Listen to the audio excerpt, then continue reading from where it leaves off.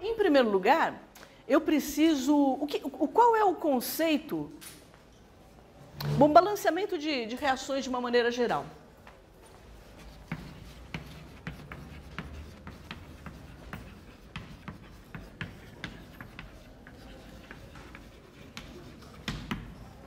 Então, normalmente nós fazemos o balanceamento de reação. O primeiro método que vem à nossa cabeça é o da tentativa e erro, certo?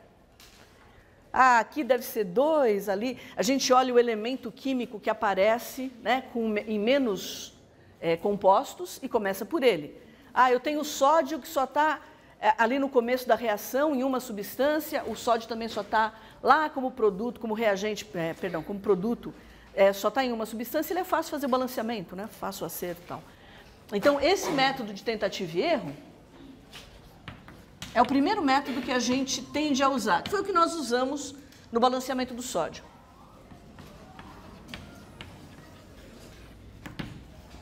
E nele a gente sempre começa pelo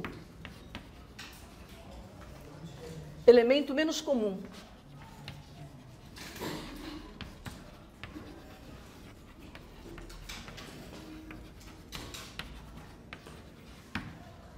Quando eu falo menos comum, não é aquele mais diferente, não. É o menos comum, é o que está presente num número menor de substâncias.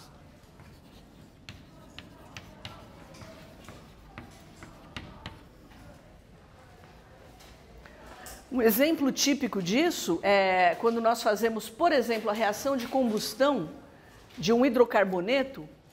A reação de combustão completa de um hidrocarboneto, ele normalmente ele vai dar CO2 e água, né, como produto de reação, e nós, obviamente, fazemos o ajuste do coeficiente estequiométrico de CO2 pelo número de carbonos e do coeficiente estequiométrico da água pela metade do número de hidrogênios presente no hidrocarboneto. Né, um balanceamento super simples. O outro método que nós usamos é o método algébrico.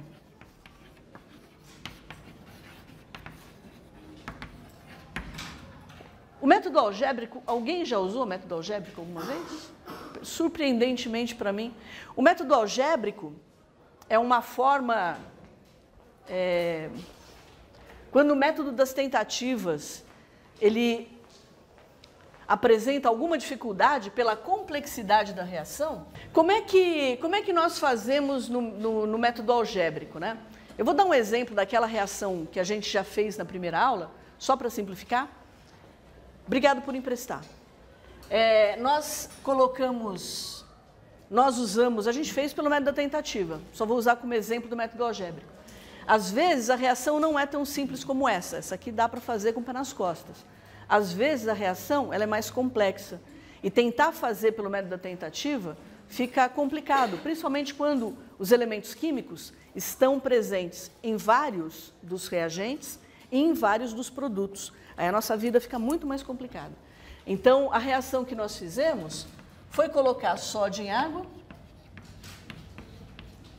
E aí nós vimos que a reação levou à formação de OH-.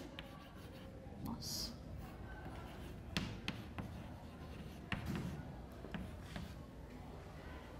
E nós entendemos que também, né, já que tinha sódio ali, a gente viu que o meio ficou alcalino, que devia ter a formação também de Na+, e nós vimos que houve a formação de um gás, porque houve uma certa efervescência junto da partícula, de metal, e nós entendemos que era o hidrogênio, né?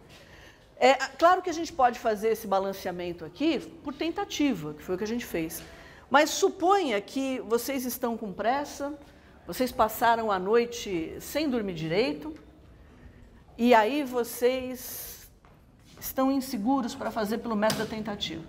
Então, vou fazer pelo método algébrico. No método algébrico, eu coloco as minhas incógnitas nos coeficientes estequiométricos e depois eu faço uma série de sistemas de equação, né?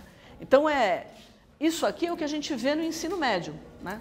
Então, a gente coloca x, y, z, k e ômega. E aí eu monto as equações, né? Onde é que está o sódio, né? X, sódio só está aqui, ele vai aparecer aqui. Então, o x tem que ser igual a k. O y, 2y, é o hidrogênio. Ele vai aparecer aqui e aqui. Então, 2y é igual a z mais 2w. E, finalmente, o oxigênio, né, que só tem um, y, é igual a z e só. Então, de posse dessas equações, eu, obviamente, vou escolher um candidato para ser 1, e aí vou resolvendo as equações, né? Então, eu posso começar, por razões óbvias, né? Eu tenho y e z em duas equações, o x eu só tenho em uma. Então, eu vou chutar, né? Vou supor. Vou dar um coeficiente.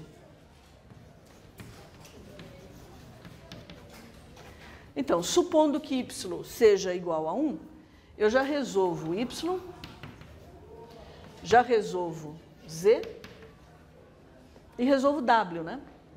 Porque se y for igual a 1, vai dar 2 menos 1 é igual a 2w, w vai ser igual a meio.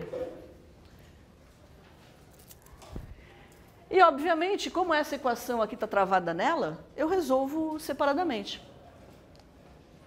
Então, resolvendo dessa forma, e tendo em conta que o coeficiente estequiométrico ele não vai poder ser fracionário depois, né?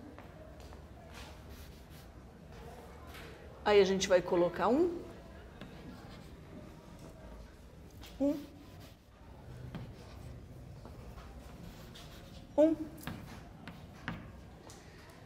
E aí como é que eu... Perdão, meio, né? E aí como é que eu resolvo essa questão do x e do k? Se eu simplesmente colocar 1 e 1 aqui, eu resolvo a questão elétrica, não é? Se x for igual a 1 e k for igual a 1, eu resolvo a questão elétrica, tá certo? Porque aqui eu fico com uma carga negativa, aqui com uma carga negativa e aqui é neutro. Então, no balanceamento, eu tenho que prestar atenção no balanceamento de massa, número de átomos, e no balanceamento de carga. O único problema que eu vou ter é que isso aqui vai ficar fracionário. Então, eu vou ter que multiplicar por 1 depois. Lembrando, né, que os coeficientes estequiométricos das reações, eles têm que ser números inteiros, os menores inteiros possíveis. Então, fazendo x igual a k, o balanço elétrico é satisfeito.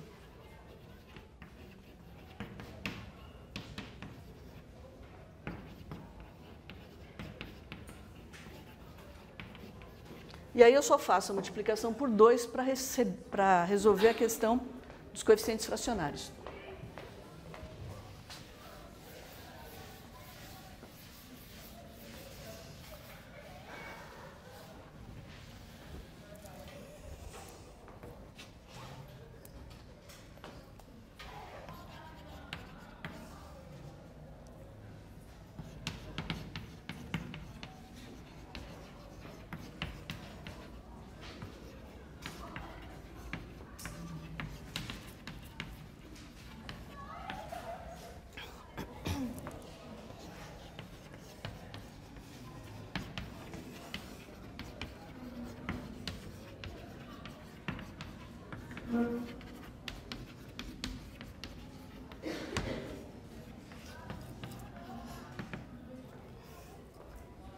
Então, se eu multiplicar por 2 para resolver, eu vou ter 2 sódios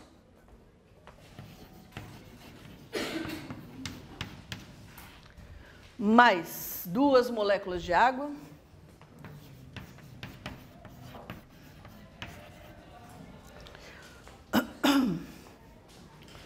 dando 2OH-,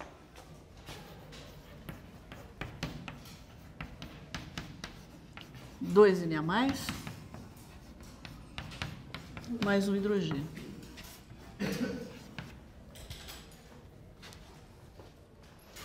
Aí vocês vão falar assim para mim, mas dava a gente resolver isso pelo método de tentativa em menos tempo. Lógico.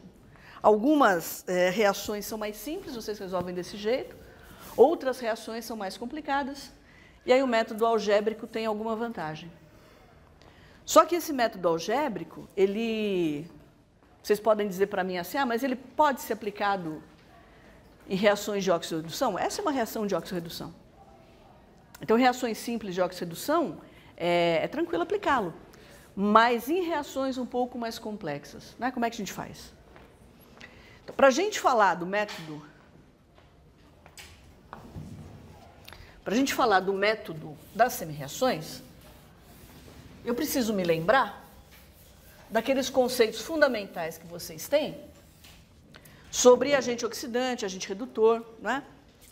E essa é uma outra coisa que é interessante também no método das semirreações, que isso fica muito evidente. Então, não dá para confundir. O que faz por exemplo, né? Eu sei que isso também é um assunto que vocês dominam, então eu vou perguntar antes de fazer qualquer coisa. O que é um processo de oxidação?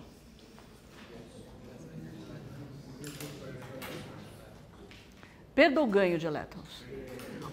Reações de óxido-redução ou de oxidação-redução são reações nas quais acontece transferência de elétrons, certo? Se há transferência de elétrons, e considerando que elétron não sabe nadar, esses elétrons têm que ir de uma espécie química para outra espécie química.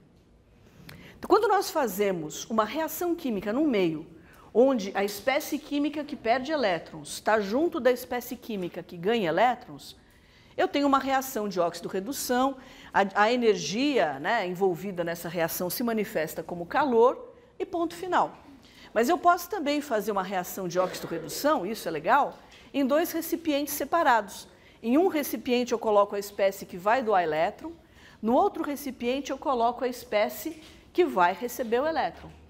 E aí os elétrons têm que vir daqui, da espécie que doa, para a espécie que recebe.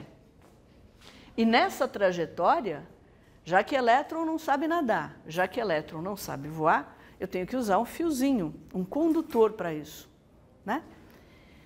E quando ele passa por esse fio, o que ele pode fazer? Gera uma corrente, né? E isso gera trabalho. Então, trabalho, ou pode gerar trabalho. Trabalho é uma das manifestações da diferença de energia que eu tenho entre uma espécie química e outra. Tá certo? Nessa parte da nossa disciplina, oxidante e redutor vão estar juntos no meio reacional. Então, só estou olhando para a reação química que acontece. Então, a espécie química que é oxidada, ela perde elétron, certo? Certo? Então, quem tem dificuldade de memorizar, basta lembrar que o metal se oxida, né? Se ele se oxida, ele vai formar um composto com oxigênio. E todo mundo sabe que o oxigênio é negativo. Portanto, aquele metal que antes era neutro, agora ele tem que estar positivo. Se ele está positivo é porque ele perdeu o elétron. Ora, se ele perdeu o elétron, ele doou esse elétron para alguém. Esse alguém que recebeu os elétrons vai ser reduzido. E, portanto, a espécie química que é oxidada, ela é um agente redutor. Então, são os conceitos... A gente tem poucos conceitos assim que são importantes, né? Então, o agente redutor, o agente oxidante e o agente redutor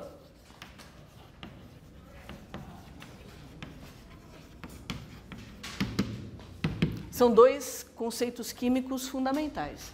Então, o agente o agente redutor é a espécie química que sofre oxidação. Na oxidação,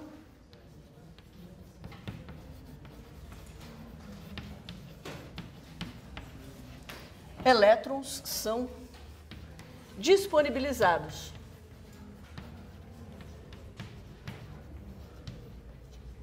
A espécie química que sofre oxidação é o agente redutor.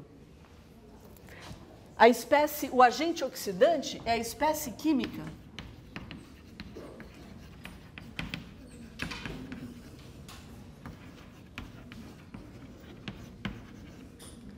que sofre redução.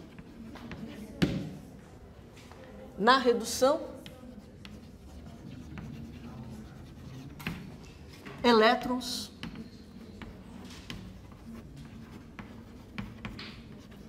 são recebidos. Tem um outro conceito que é muito importante, a gente já vai voltar para aquilo ali de novo, né? Então, eu estava falando para vocês, né? Se você trabalha, pega um pedaço de ferro, tá bom? Você pega um pedaço de ferro, expõe esse ferro a oxigênio gasoso, a gente sabe que esse ferro ele vai se oxidar, ele vai formar um óxido. O ferro ele forma vários óxidos, né? O óxido mais comum, mais corriqueiro da gente encontrar é o Fe2O3, né? Que é um sólido, é um dos componentes, em algumas condições, da famosa ferrugem. E, obviamente, aqui eu vou colocar coeficientes estequiométricos fracionários, porque essa é uma reação típica de formação. Vai gerar o Fe2O3. Eu não sei se o livro...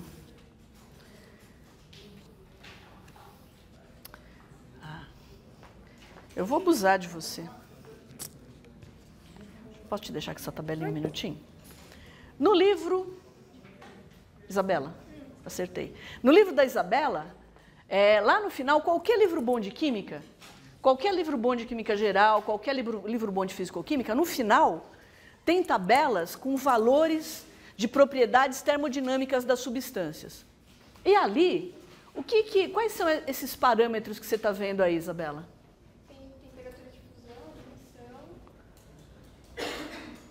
Fala a letrinha. Tem de formação, eu acho. Mas qual a letra? F, G. Aqui, ó, a gente tem tararam, tararam, tararam. Delta H, né? Tem a variação da entalpia padrão de formação. A gente vai falar o que é esse estado padrão. E... lembra que eu falei para vocês? Isso aqui é tabelado, tem entalpia, tem energia livre de Gibbs, tem entropia e tem capacidade calorífica. Nós vamos ver tudo isso daqui a umas 3 semanas, mais ou menos, no máximo um mês. Começo de junho, acho que nós estamos entrando nesse assunto. E todos esses valores aí são por mol, né, Isabela? Isso quer dizer que esses valores são tabelados para formação, por exemplo, variação da entalpia padrão de formação. X quilojoules por mol. Você consegue achar aí facilzinho? É separado por elemento químico. Você consegue achar fácil para a gente qual é o ΔH padrão de formação desse óxido de ferro? Um trióxido de ferro, mas... 4. Oi? Fe2O3. Hematita, né? Isso. Menos 824 kJ por mol. É um valor grande, né? É quase 1000 kJ por mol. Quase 10 a sexta joules por mol. Mas notem que é por mol. Isso aqui é entalpia padrão de formação, por quê? Porque eu estou usando as substâncias simples que a constituem. Eu parto de ferro, que é uma substância simples, parto de oxigênio, que é uma substância simples, e vou gerar o óxido de ferro. Então, para esse tipo de reação, eu falei para vocês, a gente costuma colocar aqui coeficientes estequiométricos fracionários, se necessário, porque eu preciso que o coeficiente aqui seja 1. Então, eu vou ter 2 átomos de ferro e 3 meios, né, de oxigênio. Está balanceada a minha reação. Nessa reação aqui, o ferro, ele não tem carga. A carga dele é 0. e ele vai participar da formação de um óxido onde ele certamente vai ter carga positiva. Então, a espécie oxidada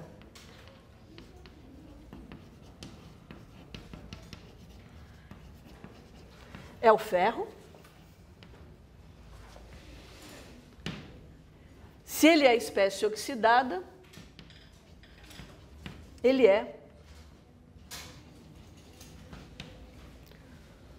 o agente redutor. Saúde. E isso a gente vê aqui, né? O oxigênio ele também não tem carga. Quando ele forma um óxido, a gente sabe que óxidos são compostos binários, no qual o oxigênio é o elemento que tem carga negativa. Né? Compostos iônicos binários e o oxigênio é o elemento que tem carga negativa. Então ele tinha carga zero e passou a ter uma carga negativa. Ele foi reduzido. Então, o ferro é a espécie oxidada e ele é o agente redutor. O oxigênio foi reduzido pelo ferro. A espécie, desculpem que eu vou colocar aqui embaixo, mas a espécie redutora,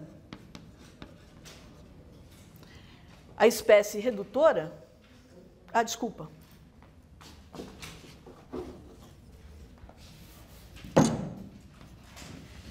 A espécie reduzida é o oxigênio. Ele é o agente oxidante. É ele que leva à oxidação do ferro.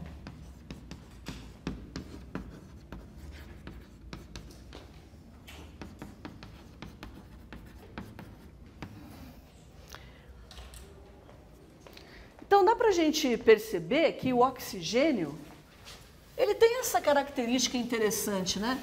Então, nós podemos esperar que espécies químicas que sejam muito oxigenadas, que tenham muitos átomos de oxigênio, sejam bons agentes oxidantes.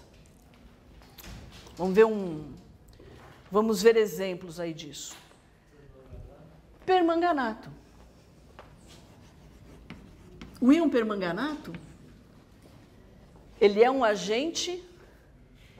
Ele está ligado, como é que eu sei, como é que é uma forma, como é que nós quantificamos essa característica como agente redutor ou como agente oxidante, né?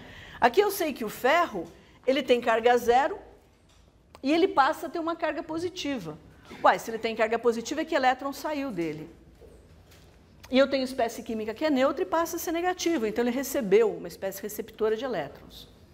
Então eu devo ter uma forma de quantificar essa variação no número de elétrons, certo? Eu faço isso através do... Oi?